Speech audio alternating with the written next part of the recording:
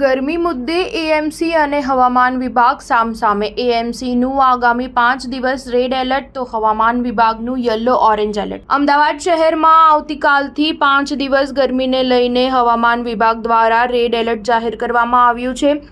45 ડિગ્રીથી વધુ ગરમી શહેરમાં પડશે, જેને લઈ અમદાવાદ મ્યુનિસિપલ કોર્પોરેશનના આરોગ્ય વિભાગ દ્વારા શહેરીજનોને બપોરના સમયે કામ વિના બહાર ન નીકળવાની સૂચના આપી છે।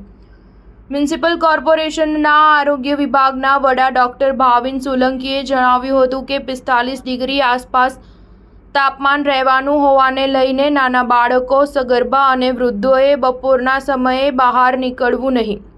બપોરના સમયે કન્સ્ટ્રક્શન સાઇટ પર મજૂરો કામ કરતા હોય તે કામગીરી બંધ કરવામાં આવશે।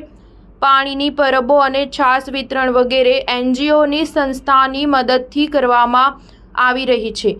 મોડી રાત સુધી ગાર્ડનો પણ ખુલ્લા રહેશે। વધુમાં તેઓએ જણાવ્યું હતું કે 45 ડિગ્રી તાપમાન હોવાને લઈને જે નાગરિકો બહારનું કામ કરતા હોય છે તેમણે બપોરના સમયે છાંયડામાં રહેવું, જેથી વધારે ગરમીનો સામનો ઓછો કરવો પડે। જે નાગરિકો મુસાફરી કરે છે તેમણે પોતાની મુસાફરી દરમિયાન ટોપી, દુપટ્ટો અથવા સુતરાઉ કાપડનો ઉપયોગ કરવો હિતાવહ રહેશે।